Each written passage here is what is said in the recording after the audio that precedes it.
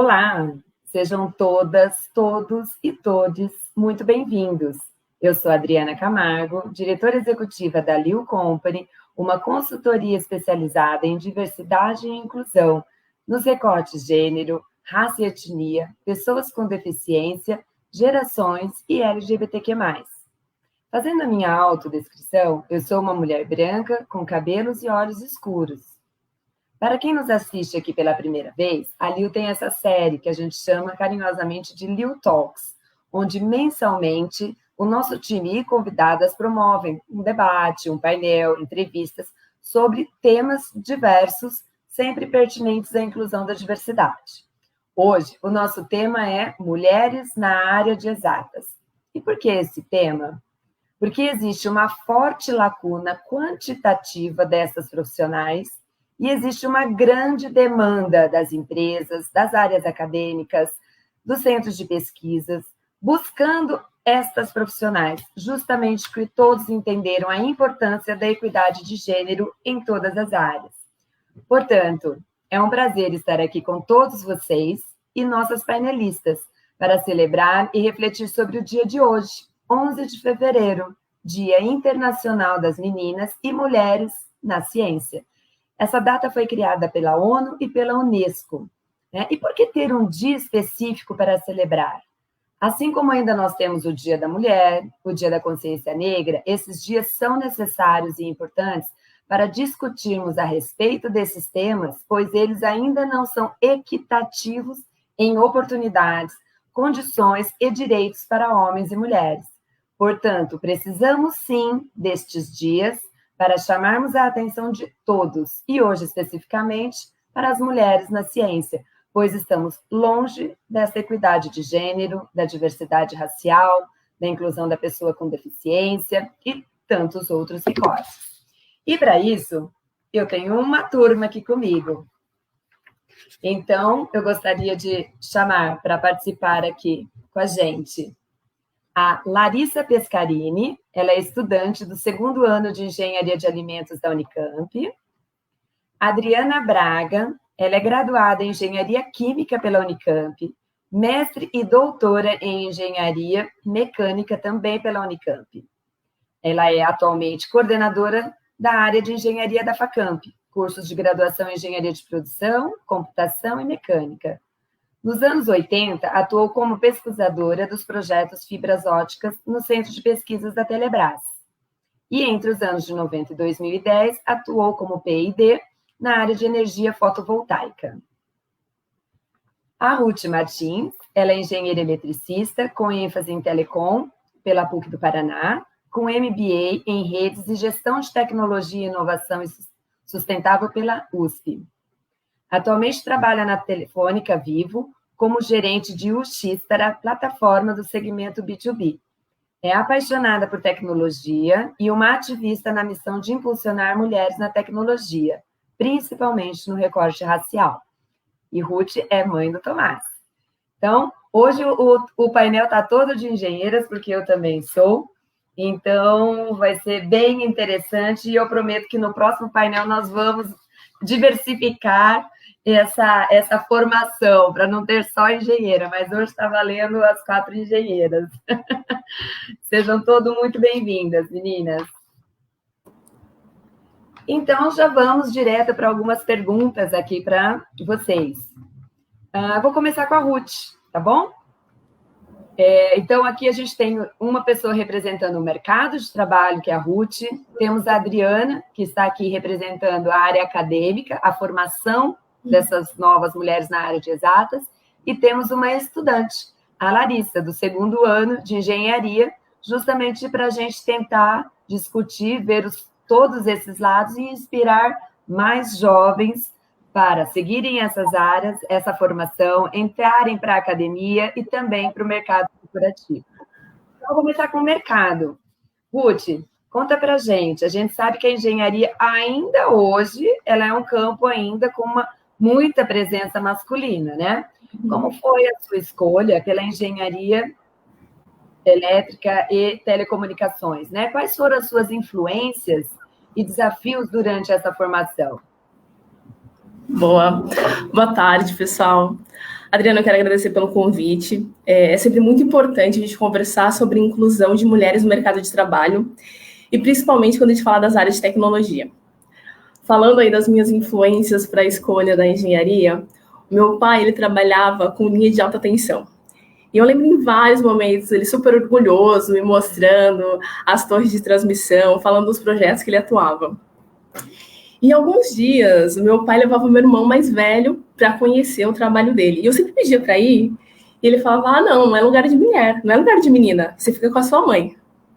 E a minha mãe é uma técnica de enfermagem, apaixonada pela área de enfermagem e medicina, e ela sempre me incentivava, assim, desde quando eu tinha 5 anos, eu lembro que eu repetia, que eu falava: ah, o que você vai ser quando você crescer? Eu falava: ah, vou ser médica, eu vou me especializar em pediatria.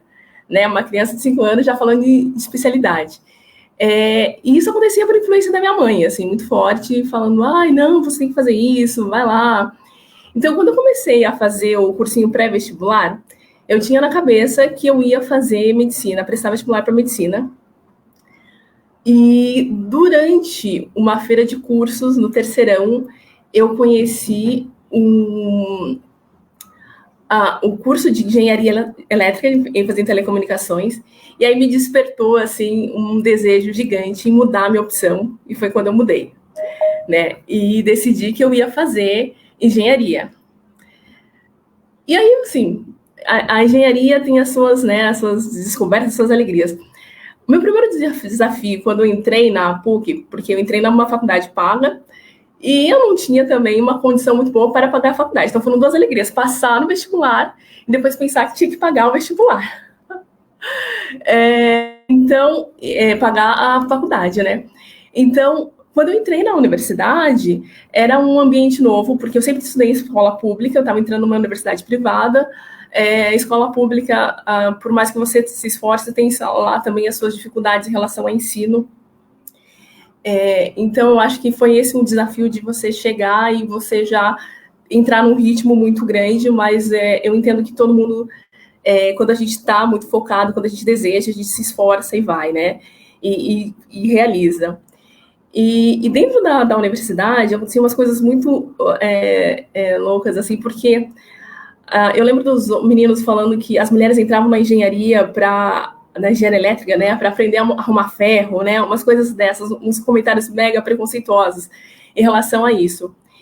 Além disso, também tinha sempre aquele estereótipo, né, de que as mulheres, elas acabavam sendo mais frágeis e que talvez não conseguissem acompanhar aquele ritmo de engenharia, né, e o que não é uma verdade, né. A gente já sabe o quanto nós temos capacidade de fazer várias coisas.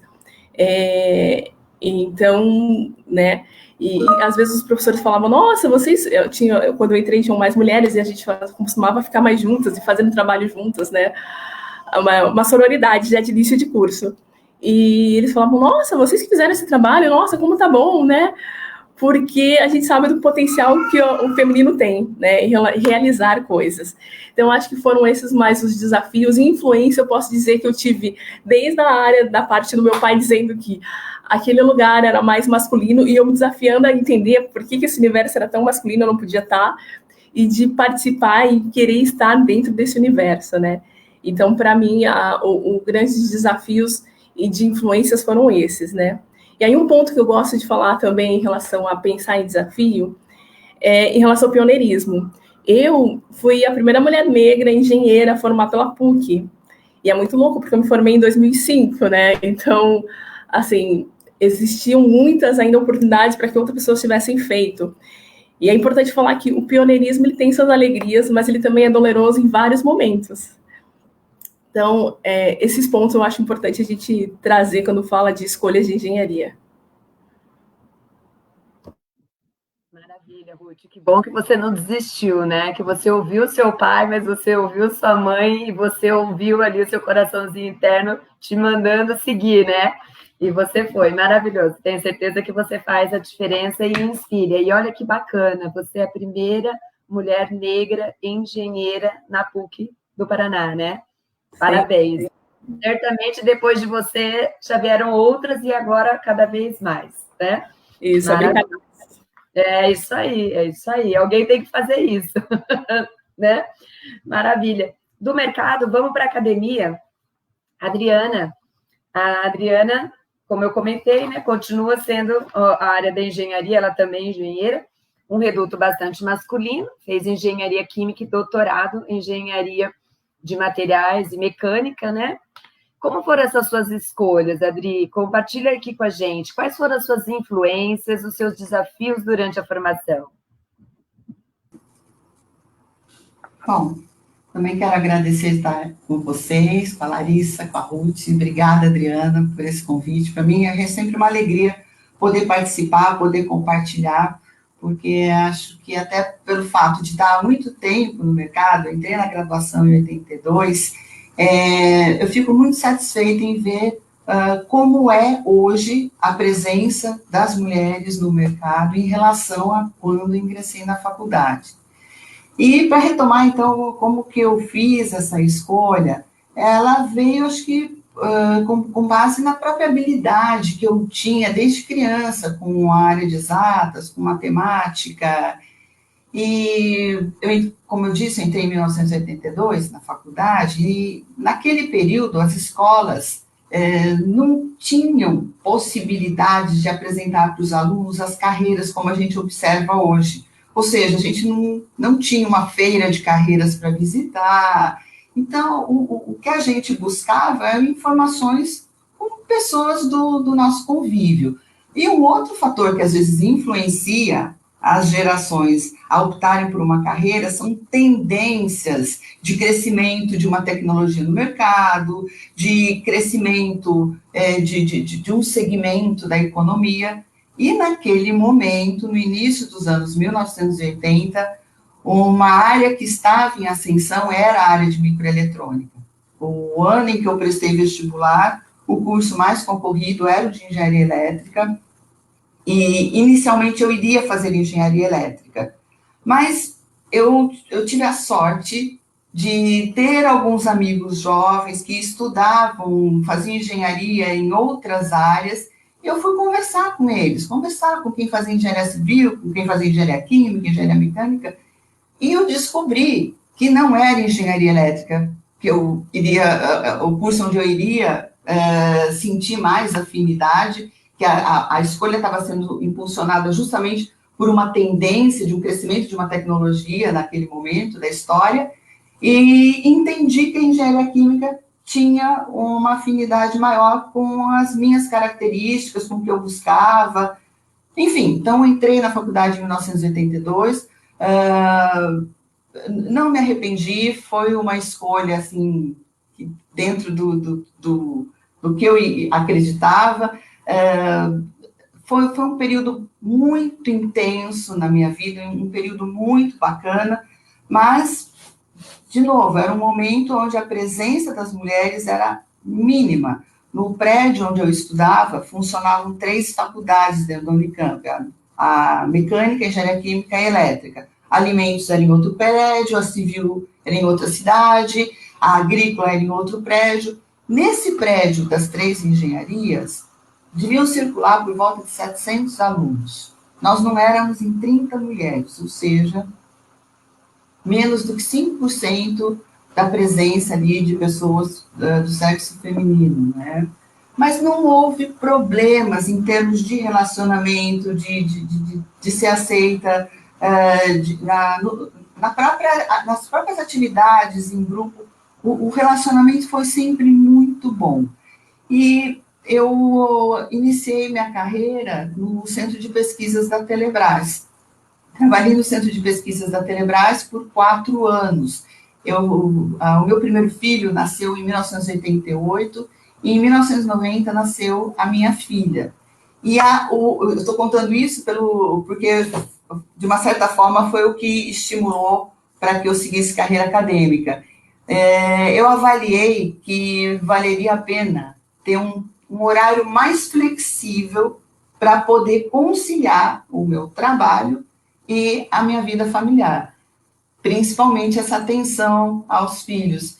Então, a decisão de voltar para a academia para fazer a pós-graduação, ela foi uma consequência desse ambiente, ou seja, eu estava trabalhando num projeto de pesquisa na área de fibras óticas na Telebrás, área voltada para a engenharia de materiais. Com essa perspectiva de querer ter uma flexibilidade, eu identifiquei que na academia eu conseguiria isso, por conta da organização da minha grade horária, mesmo no período em que eu trabalhei intensamente no laboratório para levantar os dados para pesquisa, tanto do mestrado quanto do doutorado, a gente conseguia organizar melhor, e com isso eu conheci também a docência, porque nos próprios programas que a Unicamp oferecia para docência de apoio na graduação, eu comecei a dar aulas 2 noites por semana numa universidade privada.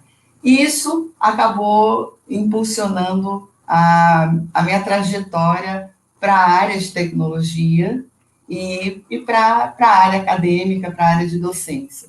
Então, foi dessa forma que aconteceu comigo. Muito bacana, Adri. Você trouxe um aspecto que eu queria compartilhar também, até para servir como uma referência para a Larissa, que é a nossa jovem, que vai ser a próxima a falar um pouquinho, mas como formação é só uma primeira parte, né, do negócio, porque você trabalhou, você se formou em engenharia química, né, e depois você foi fazer pesquisa em outra área, e hoje você coordena diversos cursos de engenharia. Eu também, a minha formação é de engenharia civil, e eu trabalhei a vida toda como engenheira mecânica, na área da engenharia mecânica. Então, isso que eu acho que é o bacana também da engenharia, né, da área de exatas como um todo, te dá essa visão lógica, né, e esse raciocínio rápido, e que você pode atuar em diversas áreas e segmentos. Você comentou que quando você estava na Unicamp era 5%.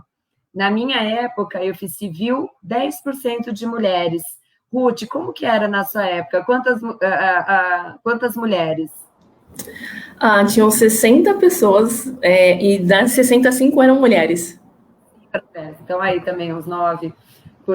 Bacana. Vamos ver com a Larissa como que está hoje, se a situação mudou desde a nossa época, né? Vamos ver. Larissa, é super importante a gente aproveitar essa data para a gente incentivar crianças e jovens a seguir o caminho por esses campos de estudo, né? Estimulá-las a se interessarem, a se aprofundarem mais pela matemática, pela robótica e todas as áreas da ciência, tecnologia e medicina, que, diga-se de passagem, eu acho que depois dessa pandemia essa é a tendência, né, Adri? Agora a medicina, muita gente está se voltando também para a área médica ou da área de tecnologia em saúde, né, para solucionar todos esses problemas. E realmente existe ainda muita falta de profissionais também na área médica. Então, é absolutamente importante. Então, Larissa, você é estudante do 2º ano de Engenharia de Alimentos na Unicamp. Nos conte como que está hoje a presença feminina aí na engenharia de alimentos que você conhece mais, ou em outras engenharias também, se você souber, para compartilhar aqui com a gente. Como foi sua escolha? Quais foram as motivações e influências que você teve, Lari? Boa tarde. Primeiro, eu também gostaria de agradecer o convite aqui em poder representar a minha geração, né, essa nova geração aí que está vindo, de mulheres na exata. E também é um prazer estar aqui com grandes mulheres engenheiras. Tenho certeza que vão me inspirar muito, e eu espero também poder inspirar outras meninas que estão aí escolhendo os cursos, né? Bom, falando um pouquinho da presença de mulheres na engenharia de alimentos, na Unicamp, pelo menos, possui muitas mulheres mesmo cursando. Eu acho que é até algo a se pensar, né? Porque a porcentagem de mulheres é bem maior do que a de homens. Então, eu acho que pelo curso, tratar de alimentos ainda tem algo muito enraizado na nossa cultura, sabe? De ver como algo mais feminino, infelizmente. Então, seria até interessante acompanhar nos próximos anos a presença de homens nesse curso, né? Mas a minha amiga, ela entrou em engenharia de computação ano passado, e de todos que entraram, eu acho que, se eu não me engano, são quase 100 pessoas que entram, só 5 eram mulheres, né? Então, ainda há, sim, essa grande discrepância no número de mulheres e de homens nos cursos, e eu acho que varia muito de curso para curso também, né? Falando um pouquinho das minhas escolhas, né, para ir para a carreira de exatas, eu sempre tive mais afinidade com a área de exatas na escola, então matemática, física, química. Então acho que essa afinidade, essa apreciação faz com que você desenvolva assim mais gosto por fazer questões dessa área. E o meu pai, ele é engenheiro, então eu vendo a atuação dele, fez com que eu falasse, nossa, mas eu acho que é isso mesmo que eu quero seguir. E meu irmão, ele ainda está cursando engenharia na Unicamp também. E eu vendo as matérias que ele tinha, ali, cálculo, eu falei, não, é isso mesmo que eu quero.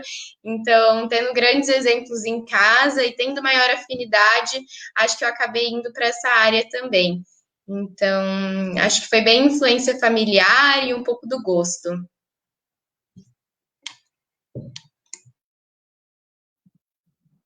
Maravilha, Larissa, muito bom.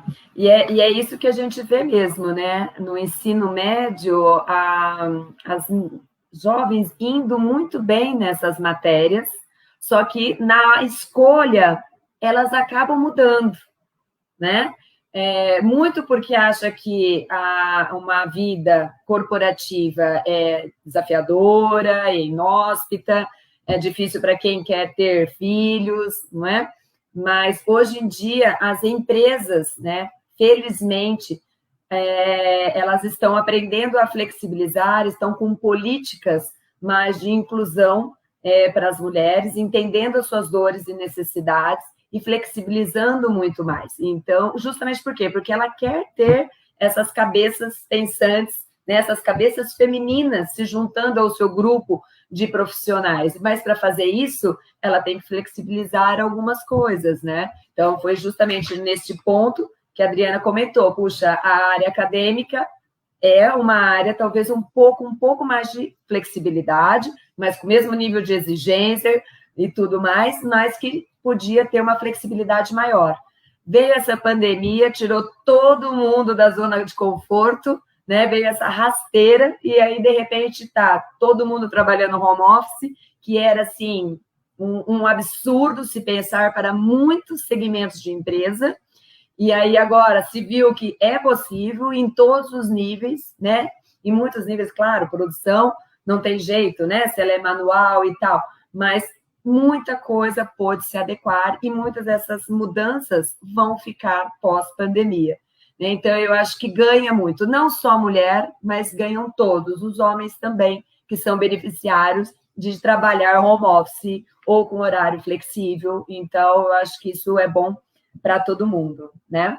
Ruth, voltando aí com você, agora que a gente já saiu da formação, vamos falar um pouquinho de primeiro emprego, né? Primeiro emprego é sempre um desafio para todos, né? Como foi trabalhar? Você trabalhou na afiliada da Rede Globo aí no Paraná como engenheira de telecomunicações. Como que foi você conseguir esse primeiro emprego? Vamos dar aí os caminhos das pedras. Não tem receitinha mágica, né? Não tem. Mas como que foi para você? Legal. Só falando um pouco de como eu cheguei também na afiliada da Rede Globo, assim, eu sempre me fascinei muito em relação a entretenimento. Lembro que eu era pequena e meu pai ficava lá arrumando antena VHF para ajustar a sintonia do canal, e eu ficava lá ajudando e achava o máximo quando ele conseguia sintonizar.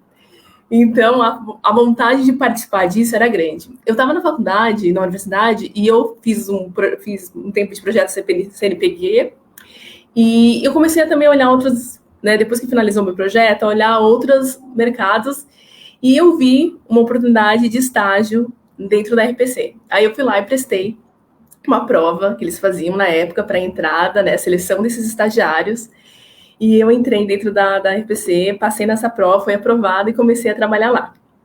E eu vou te falar, foi uma experiência enriquecedora, porque eu entrei dentro de uma área de pesquisa e desenvolvimento, e eu acompanhei toda a transformação do analógico para o digital.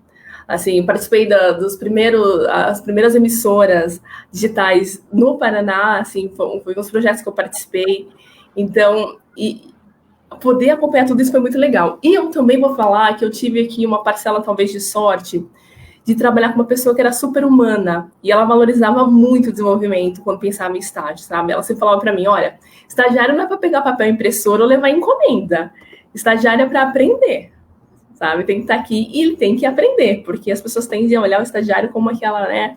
Que foi meu primeiro emprego entrando como estagiário, depois eu evoluí para cargos de engenheiro lá dentro. Mas era muito o que acontecia, assim, né, das pessoas olharem esse olhar do estagiário e poder desenvolver, assim, para mim foi muito bom, porque, assim, eu fazia vários cursos, workshop, mas uma coisa engraçada que aconteceu quando eu entrei na RPC, era que todo mundo falava bem assim, quando eu falava, eu sou estagiária, o que você fala? Não, eu sou estagiária de engenharia. Nossa, engenharia? Mas não tem perfil de quem faz engenharia. E aquilo me intrigava muito, falava, gente, que perfil que é a pessoa que faz engenharia tem que ter, né? E aí, depois de um tempo, trazendo uma historinha rápida, eu descobri que a Enedina Marques foi a primeira mulher negra engenheira no Paraná. Foi a primeira engenheira do Paraná e ela era uma mulher negra. Eu pensava, gente, eu tenho o próprio perfil da engenharia, como é que todo mundo fala que não tem perfil para ser engenheira? Eu falava, não, mas você não tem perfil de quem faz engenharia, né? E eu olhava aquela cara, aquele sorriso amarelo, né? Mas, para mim, assim, poder entrar na RPC, né, que é a afiliada da Rede Globo, poder ter participado, ficado o tempo que eu fiquei, e ter esse olhar de desenvolvimento, foi a empresa que me proporcionou a primeira viagem internacional, eu fiz lá, né, com eles, para fazer um treinamento fora, sabe? Então, esse acolhimento da empresa, de olhar e falar que, olhar e pensar como um talento para se desenvolver é muito importante. Sabe? Eu vi como muito, muito rico isso tudo, essa primeira jornada, né, de poder escolher. E eu acho que o mais importante também quando você pensa em empresas é olhar muito e estudar muito a empresa, né? Porque a empresa que você quer fazer parte. Eu já era apaixonada por entretenimento, eu sabia que era uma líder de mercado e eu queria estar lá dentro, né? Eu quis entrar dentro dessa empresa. Eu acho que quando a gente tem as metas aí que a gente tem que se colocar desde a época de faculdade, que empresa que eu quero estar, o que eu preciso fazer para estar lá dentro, olhar muito, acompanhar onde tem site, tem LinkedIn, né? Então, acho que como dicas para as pessoas, para a Larissa aí, que talvez já vá também entrar no primeiro emprego, eu acho que é olhar isso, sabe? Entender muito do perfil da empresa. Excelente. O que não está faltando agora é informação, né? A gente tem muito acesso. Então, é super bacana da gente avaliar o que a empresa faz, qual é o produto ou serviço, quais são os valores dessa empresa, né? Qual é o propósito? Será que tem esse alinhamento, né? Porque essa geração vem muito com isso, né? Do trabalho muito por propósito, ainda bem. Então, é super bacana ter essa dica para fazer esse alinhamento, né? Aí, do corporativo para a academia, Adri, me fala uma coisa. Vamos até explicar para as pessoas as oportunidades de trabalho no campo acadêmico, né? Que tem a linha mais de pesquisa e tem também a parte de se tornar professora, coordenadora e tudo mais. Você já nos contou um pouquinho que a sua escolha foi para essa área por uma questão de flexibilização e estar mais próximo dos seus familiares. Como que está hoje? Quais são as áreas dentro da pesquisa e acadêmica que a gente pode aí divulgar para as pessoas também, Adri? Olha, bom, eu fui para a área acadêmica, acho até pelo fato de me identificar com uma característica que é você poder exercitar a sua criatividade, ter uma autonomia maior. Então, de novo, se a gente pensar em meados dos anos 80, que é o ambiente corporativo que nós tínhamos, era um ambiente menos humanizado, era um ambiente muito engessado. Então, acho que o que realmente me atraiu para a academia foi essa liberdade de pensar, a liberdade de encontrar caminhos. Antes de trabalhar no Centro de Pesquisas da Telebrás, eu tive uma outra experiência também com pesquisa.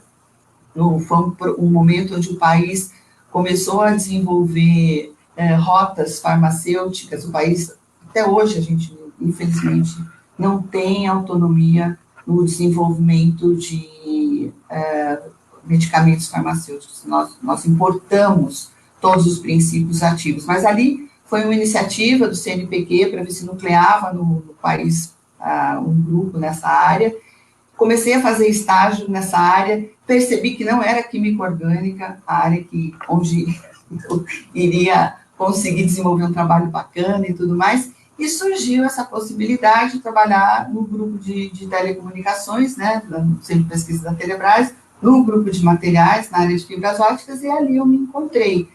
E foi isso que foi me aproximando para as empresas de tecnologia, conseguir ali identificar que havia uma sinergia muito grande entre o Centro de Pesquisas da Telebrás e uma série de empresas no entorno. Então, isso também foi uma coisa bacana. Identifiquei que havia possibilidade de trabalhar com pesquisa dentro do ambiente corporativo. Então, ou seja, se por um lado tinha uma certa rejeição no que diz respeito àquele ambiente menos humanizado, porque a gente tem que pensar num ambiente corporativo dos anos 1980. Hoje é uma outra coisa, é uma outra preocupação que o ambiente corporativo tem, inclusive com os seus colaboradores e com a sociedade. Mas, de todo modo, o que eu percebia? Que as pessoas que trabalhavam com pesquisa em empresas, elas também viviam em nichos diferentes, em nichos onde havia essa possibilidade de você ter um trabalho mais dinâmico, com mais autonomia e tudo mais. E a gente percebe que, felizmente, ao longo desses anos, houve um crescimento e uma ampliação de oportunidades no que diz respeito a desenvolvimento de pesquisa. E o que eu percebo é que ainda há uma busca grande de mulheres dessa minoria que faz engenharia, mas existe desse grupo um grupo significativo que busca a área de pesquisa. E a gente pode pensar nas mais diversas áreas, né? A gente sabe que o Brasil é um país importante em termos de exportação de software, então, na área de tecnologia da informação, existem muitas oportunidades. E mesmo se a gente parar para pensar, a Larissa está na área de alimentos, existem muitos trabalhos de grande envergadura na área de alimentos, na área de tecnologia agrícola. O Brasil tem uma tecnologia na área agrícola que destaca em termos internacionais. Então, assim, quando eu fui para a área de pesquisa, acho que o que me motivou mesmo foi a minha forma de ser. Talvez eu fosse uma pessoa muito infeliz naquele ambiente corporativo que existia nos anos 80. Hoje, não sei, porque a coisa mudou demais. Então, assim, eu precisava de um lugar onde eu tivesse mais liberdade para pensar e para atuar. E a docência acabou sendo uma consequência, porque, pelo menos aqui no Brasil, a gente percebe que há uma proximidade muito grande, né, dos profissionais que trabalham na educação superior, porque para você, até do ponto de vista legal, para que o professor possa ministrar aulas no ensino superior, ele tem que ter pelo menos um grau acima da graduação, ou a especialização, ou o mestrado, ou o doutorado. Então, via de regra, quando você busca uma especialização, busca um mestrado, busca um doutorado, você tem um projeto de pesquisa associado para concluir esse novo grau. E isso leva a pessoa a transitar nos dois lados, né? E, de uma certa forma, acabei atuando nos dois lados, atuando na área de pesquisa. Depois que eu terminei o doutorado na Unicamp, foi um momento de surgimento das discussões, eu terminei em 97, de tecnologias alternativas na área de energias renováveis. Então, felizmente, eu peguei também um momento rico da história, participei de vários grupos que estavam retomando toda essa discussão no Brasil e no exterior. Mas, enfim, para mim, assim, de todo modo, ainda hoje eu digo, a academia e a área de ciência são áreas que nos dão muita liberdade para pensar e enxergar novos horizontes. Maravilha. Eu acho que todas as áreas, né? A academia, a pesquisa e o corporativo também. Eu estou aqui defendendo o corporativo, que eu trabalhei 20 anos, mas eu concordo plenamente também. Eu também sou da mesma época também do corporativo, então eu também passei esses mesmos desafios de organizações bastante engessadas. Eu tive a sorte, como a Ruth, de ter gestores homens, porque quando eu entrei, eu fui a primeira engenheira, a primeira gerente, primeira diretora, e assim, mas eu tive sorte de ter gestores que me inspiraram, né, que me deram essa liberdade, essa autonomia, essa possibilidade de criar.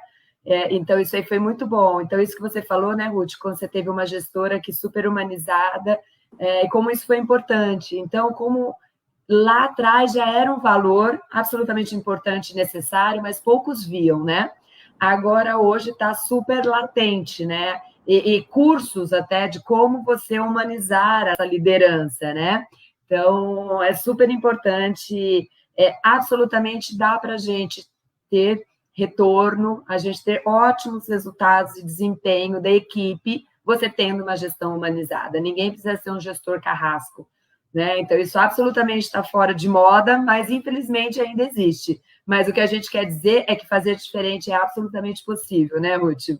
Com certeza. E até para complementar também o que a Adriana falou, as mulheres são a maioria na graduação, no mestrado e no doutorado, né? Então, nós somos a população com maior nível de educação, né, de conhecimento. Então, e por que nós não estamos, então, nas altas lideranças? Porque nós não estamos com esse percentual em todos os lugares. Então, é esse o grande questionamento que nós nos fazemos a todo momento. Por que numa determinada mulher para ou opta por empreender ou, né, faz outras opções? Então, felizmente, Larissa, você está no mundo que a mulher pode ser o que ela quiser ser, né?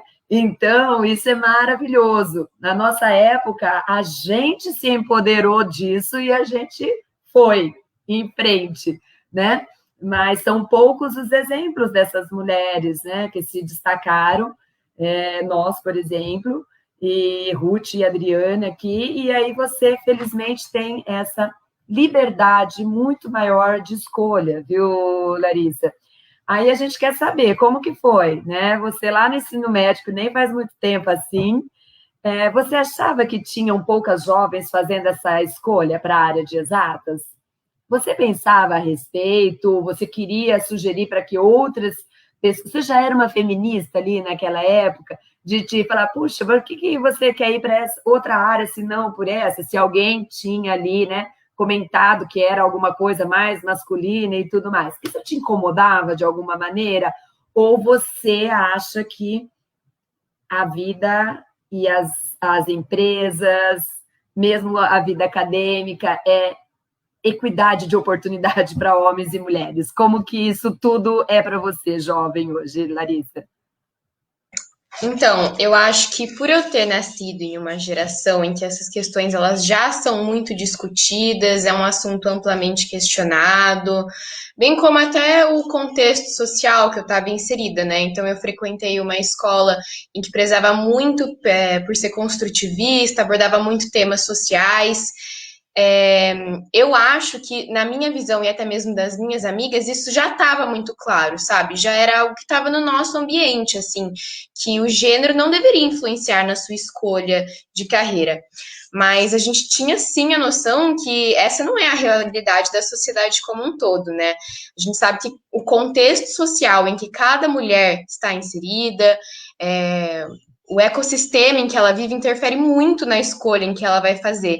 Então, acho que é realmente algo a se pensar, né? Como propagar isso que a gente já enxergava para outros contextos sociais, né? Porque era uma realidade nossa, já ter essa maior noção de igualdade, de que lugar da mulher é onde ela quiser. Mas, então, eu acho que é continuar na luta para propagar para o resto da população, né?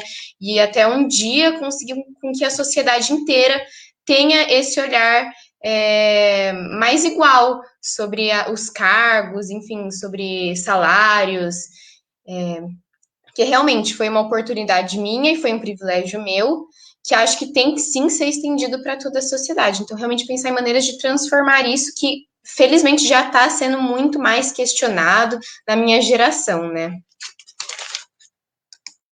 Maravilha, né? Nada como uma jovem empoderada, né? A gente fica orgulhosa, Lari. E é isso mesmo, mas é que você faz parte de uma pequena parcela bastante privilegiada, né, da sociedade. E como o grande desafio é como a gente traz, né, falar para essas jovens de escolas públicas, de periferia, de centro, de todos os lugares do Brasil, que o mercado quer essas mulheres na área de exatas, querem essas mulheres na ciência. Como mostrar para elas que essa é uma opção, né? Que como é uma opção. E sabendo que a grande maioria dos nossos lares brasileiros são providos por mulheres, então, de uma certa maneira, existe absolutamente esse lado da mulher brasileira ser muito empoderada. Talvez falta chegar as informações a essas jovens, né? E é o que eu falo, de alguma maneira a gente tem que fazer um trabalho muito forte, muito próximo com o ensino médio, porque aquilo que a Adriana falou, de hoje você ter informações, de você ter feiras das faculdades, dos diversos cursos, tem colégios que levam vários profissionais para falar um pouquinho das suas carreiras, principalmente as novas, né? E as que ainda vão surgir, que a gente ainda nem conhece. Então, mas assim, falar sobre isso, mas infelizmente ainda são poucas as escolas e, por consequência, as jovens que têm a opção de ouvir isso.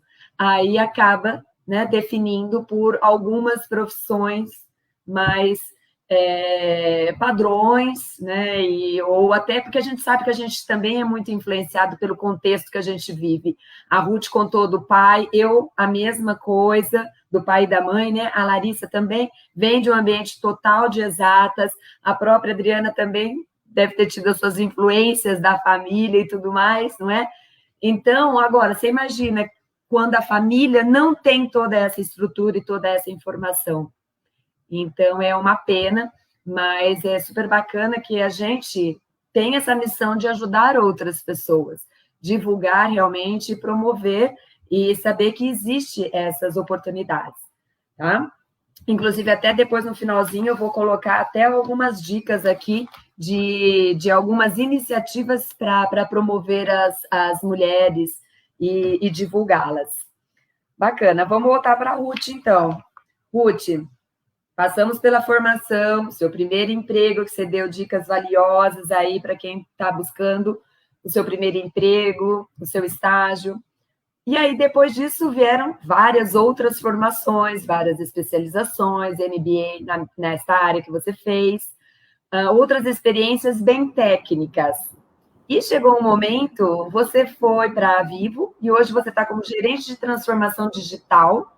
Como foi a sua preparação para sair de uma área técnica, que isso é bastante forte para engenheiro, né? Porque nós somos muito técnicos, então, normalmente, temos desafios de lidar com pessoas. Então, como que foi essa tua preparação para fazer essa migração de uma área técnica e encarar a gestão de pessoas, Ruth? É verdade.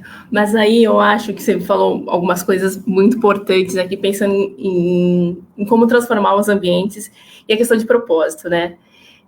Para mim, eu acho que eu tive sempre muito claro o que eu queria como propósito. E poder inspirar outras pessoas, para mim, era um propósito grande. Então, durante a minha jornada profissional e pessoal, eu aprendi o poder que os líderes têm na mudança, na evolução dos ambientes de trabalho, nos produtos e serviços que são ofertados, né? O quanto a gente pode tornar aquele produto mais inclusivo ou não. E o poder de liderança, né, dos líderes em colocar esses produtos no mercado. E aí foi algo que eu busquei na minha vida sempre, como me desenvolver para me tornar uma líder, que eu possa inspirar pessoas, que eu possa desenvolver pessoas, que eu possa gestionar pessoas, né?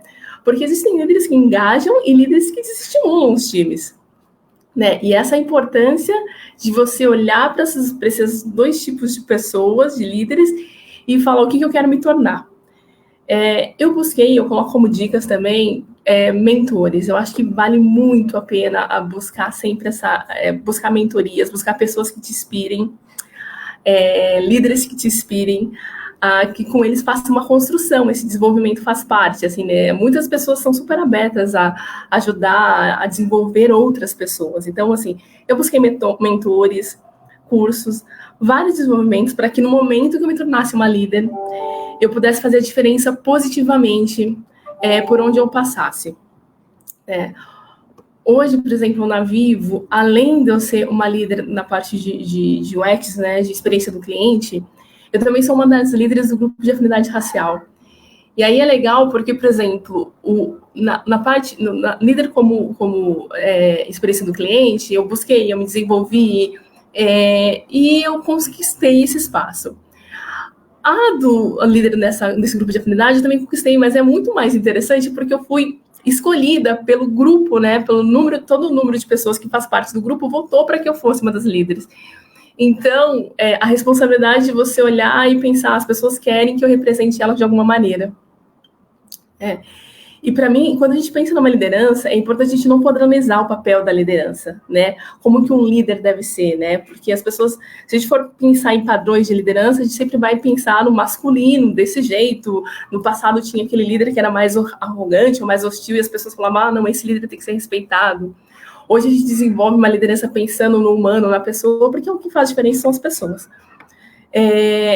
E aí construir esse espaço com líderes que pensem diferente, né? Que tem uma liderança diversa, né? Seja por gênero, seja por raça, por orientação sexual, entre outras, né?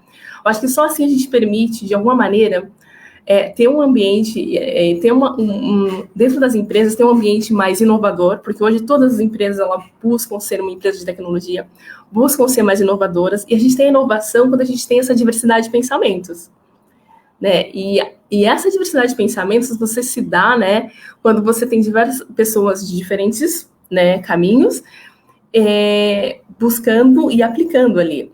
Então, para mim, estar numa posição de liderança é eu poder fazer diferença, poder mudar o que para mim no passado não parecia muito justo da forma que era, né? Várias mulheres não chegaram nesse ambiente de engenharia, ou não estão atuando na empresa de engenharia por ter um ambiente hostil. Porque elas olhavam e falavam, nossa, isso não é para mim, ou eu não sou bem-vinda, por que eu vou continuar? Né? Eu trabalhei com engenharia de 2005 até 2011, 2014, e eu fiz uma mudança para marketing, também escolha minha, e que eu queria conhecer um pouco da área de negócios. Então, eu fui para um marketing de produtos, e ano passado eu fiz uma migração para UX. Eu acho que a engenharia é isso, né? Você é engenheiro, você poder desempenhar e fazer essas passagens por onde a gente acha interessante, né? E pensando sempre que a gente gosta, eu gosto muito de tecnologia, e olhando o que a gente entende como tendências e o que nos atrai na relação de tecnologia. Mas pensando de volta, trazendo para a liderança, eu acho que o importante é a gente pensar realmente o quanto a gente quer inspirar mais pessoas e o quanto a gente pode fazer diferente nesse ambiente que a gente decide ser líder. Com certeza.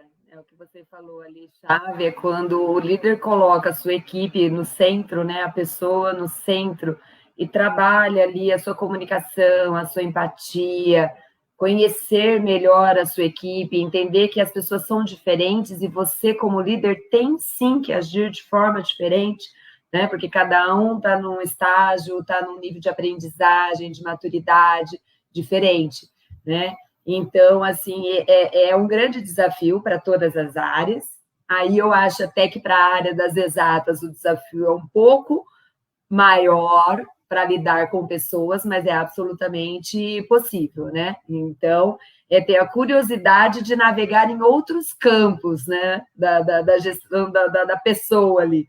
Mas é muito, muito bom. Adri, me fala uma coisa, como está hoje a presença feminina nos cursos de engenharia aí na Facamp? E porque ainda nós não temos uma presença maior desse público? A gente já falou um pouquinho, mas vamos ver na sua perspectiva como escola que também busca promover essa equidade e essa diversidade dentro dos cursos de exatas, né?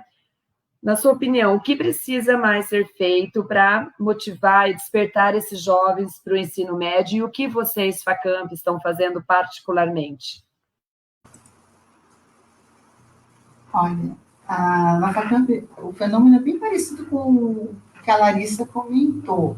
Existem cursos em que as mulheres avaliam que eles são mais femininos. Então, como nós temos 3 cursos, engenharia de produção, engenharia mecânica e engenharia de computação, o que a gente observa? Que no curso de engenharia de produção, nós chegamos a ter turmas onde nós temos em torno de 50% de homens e 50% de mulheres, ao passo que na mecânica e na computação, a presença feminina é muito pequena. Nós chegamos a ter 1, 2 meninas numa turma de 40, 50 alunos. Ou seja, existe sim, por parte das jovens, assim, gostei quando a Larissa comentou que, de fato, é uma geração de mulheres que acredita mais em si, tem mais coragem para entrar nesse mundo tido como masculino, né? Mas, mesmo assim, ainda existe uma resistência com algumas áreas do conhecimento. E é comum, quando nós participamos ou de feiras de carreiras em escolas, ou quando nós trazemos alunos do ensino médio para discutir temas, ou ainda o ano passado, até por conta da pandemia, fizemos muitas lives, enfim, uma pergunta que aparece de forma recorrente com jovens de 16, 17 anos é se o mundo da engenharia é um mundo masculino, se elas teriam dificuldade. Ou seja, a gente percebe que ainda passa no universo dessas meninas, dessas jovens, esse medo, esse receio.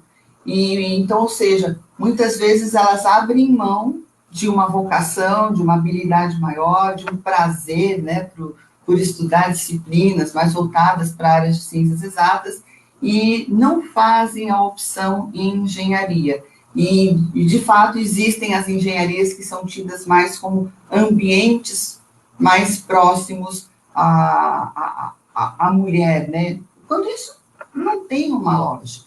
Não tem uma lógica, porque, de uma certa forma, o que o mercado precisa são de profissionais competentes, profissionais interessados, colaborativos, e isso não está associado a gênero, ou seja, cursar engenharia mecânica ou cursar engenharia de alimentos, cursar engenharia de produção ou cursar engenharia de computação, não existe uma carreira mais feminina do que a outra.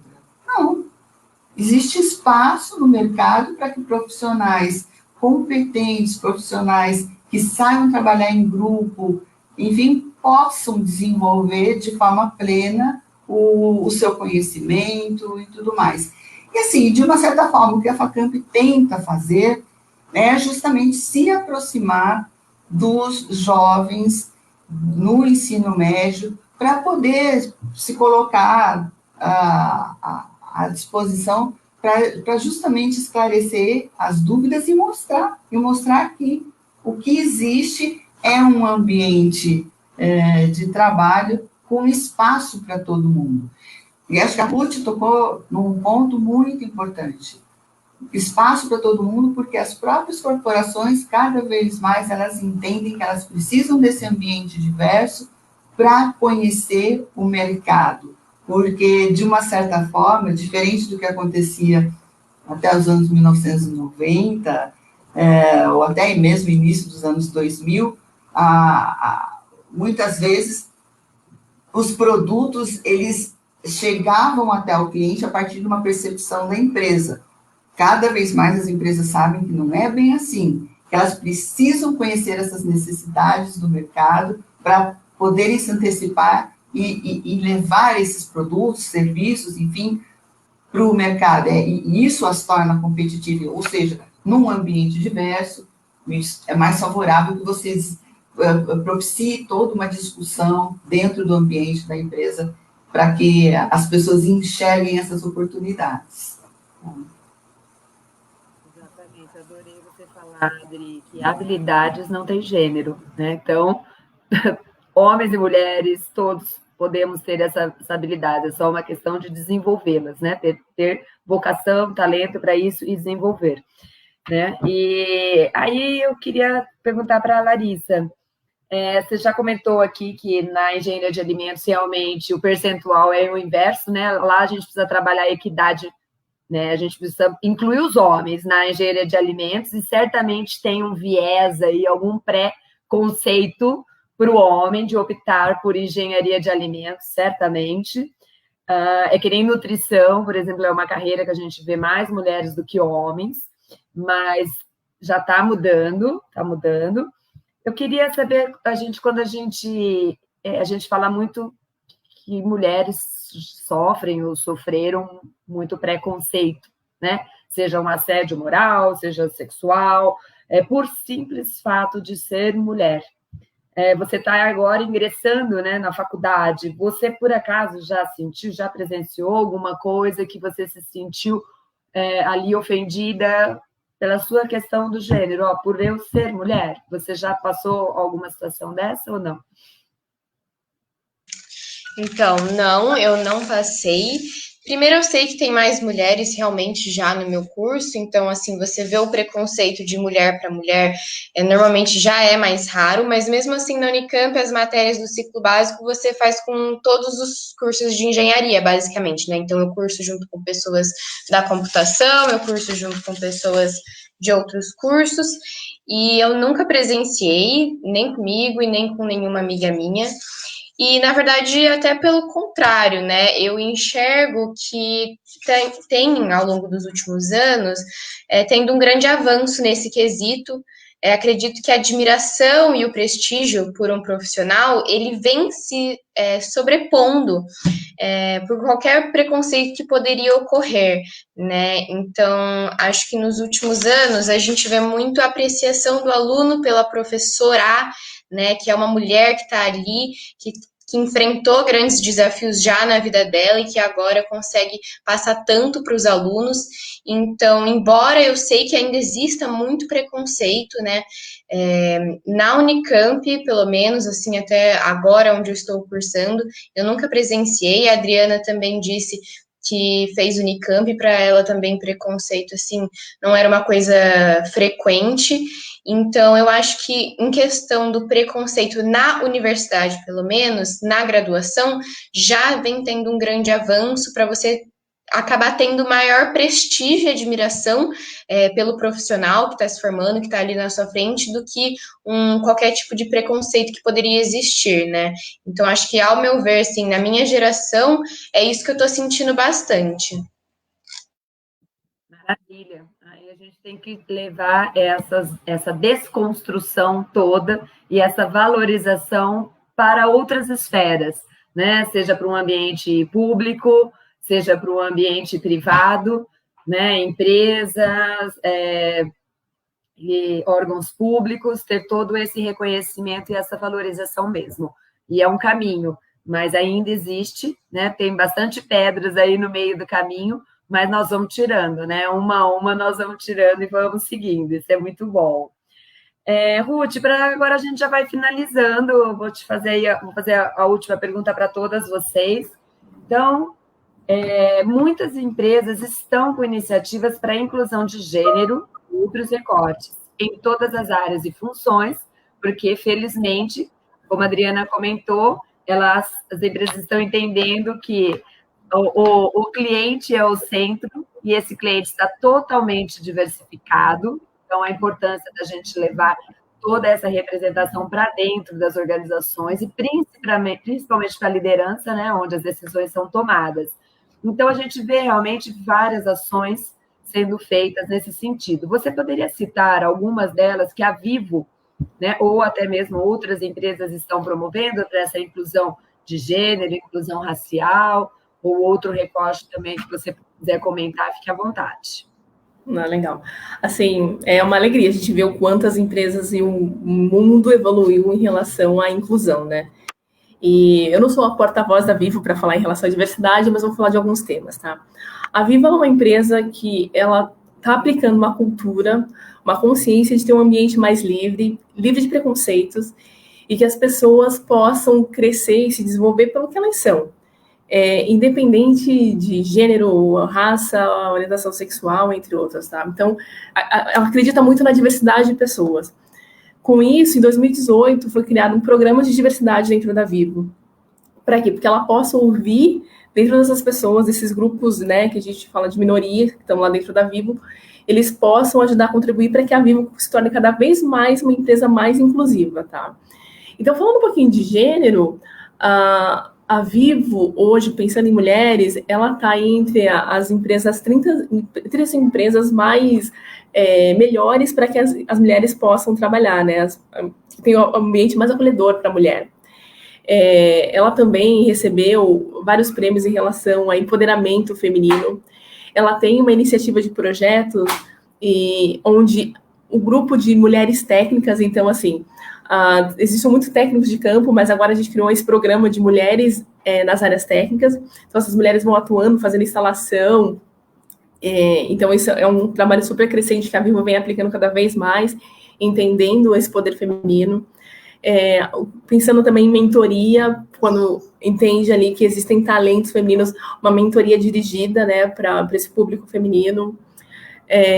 A Vivo também ela assinou com a ONU e com Mulheres 360 alguns princípios pensando em empoderamento, que eu acho também super importante. Existem várias iniciativas, entre outras também de raça e orientação sexual, mas eu acho que vale sempre falar também a questão de banco de talentos femininos. A Vivo olha muito para isso. Existem grupos de conversas, a questão de maternidade também, que é super importante, que várias mulheres tendem a sair do mercado de trabalho depois de serem mães.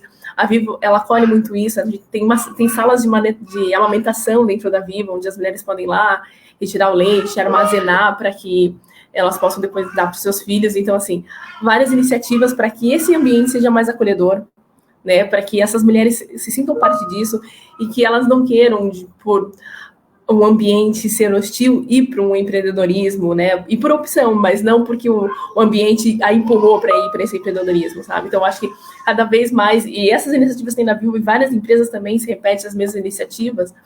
A gente troca muito em relação ao grupo de afinidade de outras empresas, e várias vêm até fazer bench com a Vivo para entender o que a gente aplica.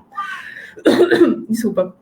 Então, eu acho que essa evolução é tão boa, né? A gente olhar isso. A Adriana comentou que ela decidiu pelo mundo acadêmico, até pensando em família e tudo. Então, eu acho que hoje, essas mulheres, né? A Larissa entrando e outras gerações entrando, e olhar essas empresas e pensar se elas quiserem ser mães, se elas não quiserem ser mães, o que elas quiserem ser, essas empresas estão lá para acolherem, né, e para que deixarem talentos se desenvolverem, né? E muitos talentos são perdidos por esse ambiente que no passado era muito hostil. Bacana, Ruth, muito obrigada.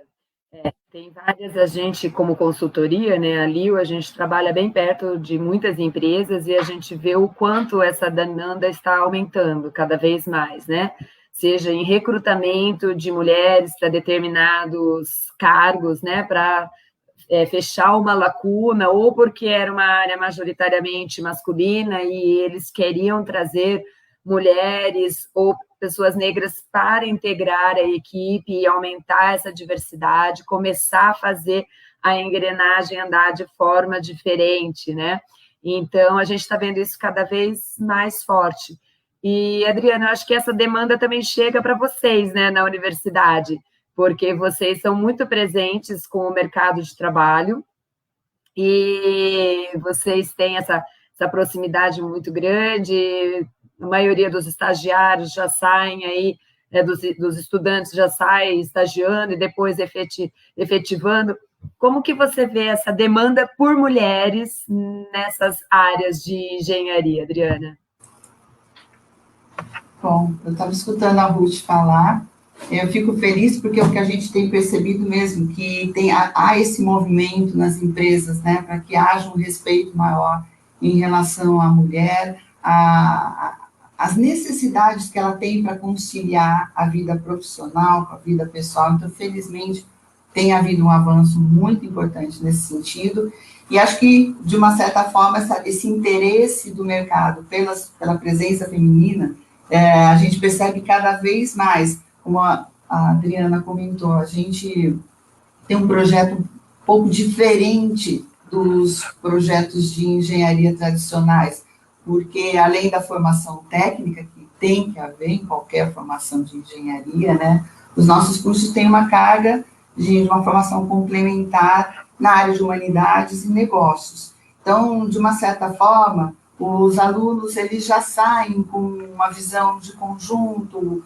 uma bagagem de um preparo para que eles possam atuar no ambiente corporativo, exercitando melhor essa competência técnica que ele tem, enxergando cenários. Por quê? Porque são alunos que têm disciplinas de sociologia, de gestão de pessoas, de marketing, de economia, finanças, são disciplinas que acabam complementando e isso faz com que eles cheguem diferentes ao mercado. Então, assim, a gente observa, Adriana, que há um interesse nesse perfil de aluno, porque ele chega com uma visão um pouco mais sensível, né, de contexto, mas também existe, a gente tem percebido, sim, um crescimento, um aumento no interesse por mulheres e por pessoas negras, e isso é muito bom, isso é muito bom. Então, o que a gente identifica? Bom, os nossos alunos, eles acabam sendo convidados a trabalhar, passam em vários processos seletivos, em estágio, acabam sendo convidados a trabalhar em várias empresas, têm oportunidade de escolhas, mas normalmente as mulheres acabam tendo mais oportunidades, pelo menos nesses últimos anos. Acho que até por conta dessa necessidade, e elas têm, digamos assim, um leque maior de escolhas. Agora, acho que o que é importante é tentar realmente, como a gente falou, né, no bloco anterior, estimular e ampliar essa visão das jovens, das meninas, no ensino fundamental e médio, de que é uma profissão possível na área de exatas, né? Ou seja, você como mulher atuar nesse mercado é muito legal. E acho que a gente pode, de várias formas, desde, como até já comentei, levando a palestras, atividades, mas também marcando certas posições. Eu acho que não dá mais para suportar piadas, como a Ruth comentou no início, né, e falar que não, é só uma brincadeira, ou uma expressão que eu acho péssima, mas é mimimi quem se posiciona contra. Tem que se posicionar contra, sim, tem espaço para a mulher, sim, e a mulher tem que ocupar esse espaço, mostrando toda a competência e tudo que ela tem de diferente para contribuir para uma sociedade mais humana, para uma sociedade com valores mais sólidos em relação a toda uma discussão que, inclusive, hoje a própria ONU puxa, que é em termos de sustentabilidade econômica, social e ambiental. É um tripé que não pode ser andar dissociado, ele tem que andar junto.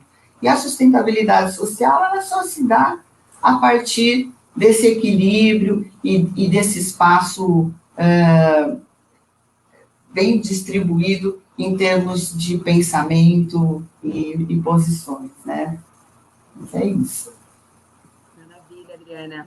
É o que você falou, até trazer para o fundamental essas possibilidades, né? Eu tenho uma filha que está no Fundamental 2, e quando ela foi para o Fundamental do 1 para o 2, aí entrou robótica na grade dela, né? Robótica, maker, mas era opcional. É claro que eu coloquei nos dois, robótica e maker, né? Porque filha de engenheira, filha de engenheiro, também porque meu marido é engenheiro. Aí eu falei, tem que fazer, né? A gente vai dar todos os estímulos. Depois, claro, ela vai escolher aquilo que ela mais tiver afinidade e aptidão, porque não é porque os pais têm que ela vai ter também, né? Mas a oportunidade de oferecer é muito importante. E isso que eu achei muito curioso, porque as minhas amigas mais jovens do que eu não tinham essa visão, sabe, Larissa? Isso que é um pouco surpreendente. Certamente a sua geração já tem muito mais. Mas, assim, elas mais jovens do que eu, e não via nenhuma importância das filhas estarem na robótica ou no maker, por exemplo. Então, a minha filha reclamava, porque ela falava, mãe, só tenho eu mais uma menina, o restante tudo é menino. E nessa fase, elas querem estar entre meninas também, né? Mas se não sou eu ali estimulando-a a fazer a robótica, ela não ia. E assim começa o problema, o desafio e a lacuna que a gente acaba encontrando lá mais para frente na época de escolha, né? De vestibular. Mas, enfim, é o que eu falo, a partir daqui nós já somos 4 que temos consciência disso. A partir do momento que a gente sai da ignorância e a gente tem conhecimento, a gente tem a responsabilidade de fazer diferente, né? Então, sempre que possível, que a gente consiga impactar no nosso redor e levar adiante essa mensagem, que essa é uma área possível também de escolha, né? Para a gente finalizar, uma pergunta para você, Lari. Você está só começando a sua carreira, né? Como que você se vê daqui 10, 20 anos? Quais são os seus sonhos profissionais? Que desafios que você acha que você vai encontrar nessa jornada? Quem é a Lari daqui 10, 20 anos? Eu sempre tive o sonho, assim, de trabalhar em uma grande empresa do setor de alimentos. Então, assim, ir para uma empresa é com certeza o meu sonho. E ter um cargo que não só eu consiga com o salário, obviamente, me sustentar, né, ter um salário para sobreviver, mas também um cargo que eu possa fazer a diferença. A Ruth já me inspirou muito, só que com a fala dela de liderança, mas é que a área de alimentos, ela é uma área ainda muito delicada, né? A gente sabe que tem muita gente passando por insegurança alimentar, por fome. Então, o mínimo de diferença que a gente puder fazer, né, seja em qual profissão que esteja interligada a essa temática, já é fundamental. Então, eu realmente espero estar em um cargo que eu consiga fazer, nem que for uma diferença só ao meu redor, conseguir impactar na sociedade, né, de alguma forma. E eu sei que a realidade das mulheres em grandes empresas ainda é um desafio. Fiquei muito feliz quando a Ruth falou de novas propostas de inclusão, né, na Vivo, pelo menos, e que isso vem sendo transformado em várias empresas. Então, eu espero, assim, eu tinha muito a visão que eu teria que enfrentar muitos problemas, mas agora com essa conversa já vejo que eles já estão sendo mais amenizados, né? Então, essa questão da desigualdade de salários, desigualdade das ocupações empresariais, eu sempre achei que seria um grande desafio para mim e uma grande empresa, né? Então, eu espero que, assim, com o passar dos anos, isso vá sanando, né? A desigualdade vá sendo reduzida, para que a gente possa fazer a diferença onde a gente estiver, né? Maravilha, Larissa, é isso mesmo. Não, é super possível. É possível ter filhos e estar no corporativo, você ser promovida também. Tudo isso é possível. Cada um constrói a sua história. Todas e todos temos os desafios, né? Muda a forma que a gente encara tudo isso, né? E o quão aquilo está convicto aos nossos valores e ao nosso propósito de vida, né? Mas maravilha, meninas, nossa hora já está chegando. Que pena, foi tão bom o nosso bate-papo, a gente ficaria horas e horas falando sobre tudo isso, que é uma causa tão latente, tão importante para a nossa sociedade e para todo o mundo, né? Então, eu quero super agradecer a Adriana, a Ruth, a Larissa, por esse tempo aqui investido em compartilhar as experiências, os aprendizados, para que a gente possa ajudar e acelerar muito mais esse processo de inclusão de gênero em todas as esferas. Eu coloquei aqui para vocês no comentário 2 iniciativas, uma é nacional, outra é internacional, e até para vocês podem fazer a divulgação. Em dia 15 de fevereiro vai ter essa ação da Dimension Science, que vai premiar cientistas brasileiras que se formaram no Brasil, mas que estão fazendo pesquisas nos Estados Unidos, tá? Então, quem se interessar, fica de olho aí nesse site. Dia 15 de fevereiro vão sair as inscrições e a premiação é em abril. Tem também essa outra iniciativa que chama-se Parenting Science, que é super bacana, que é para aquelas mulheres que ingressaram à pós-graduação ou um mestrado e acabaram não concluindo porque acabaram sendo mãe, optando por ser mãe e, eventualmente, não tiveram como concluir o seu mestrado ou sua pós-graduação. Então, esse é um incentivo financeiro que é dado para a mulher para que ela volte, continue seus estudos e se forme. Tá? Então, essas são só 2 iniciativas, certamente existem muitas, então a gente espera que isso possa realmente chegar às mulheres e que cada vez mais nós possamos ter mais capacitação, porque o conhecimento é maravilhoso, e o conhecimento atualmente está vindo numa velocidade gigantesca, né? Mas então a gente vai correndo atrás, vai vendo os assuntos que mais nos interessam, o que tem a ver com a nossa profissão e o nosso propósito, e a gente segue em frente. Então, fica aqui meu agradecimento a todos vocês e a quem nos assistiu, a família da Larissa aí, com todos os comentários para você. Realmente você é um exemplo aí que sirva de inspiração para muitas jovens, viu? E Ruth e Adriana, com toda essa experiência, essa bagagem, né, de vida, e que continuem aí fazendo essa inspiração também. Muito obrigada a todas, viu? Obrigada, gente, foi um prazer. Legal. Obrigada, Adriana. Obrigada, gente. E continuamos fazendo, né, a diferença para que venham novas gerações. Isso, obrigada, gente. Eu que agradeço aí, grandes mulheres para me inspirar, viu? Obrigada, gente. Vou finalizar aqui, então. Tchau, tchau.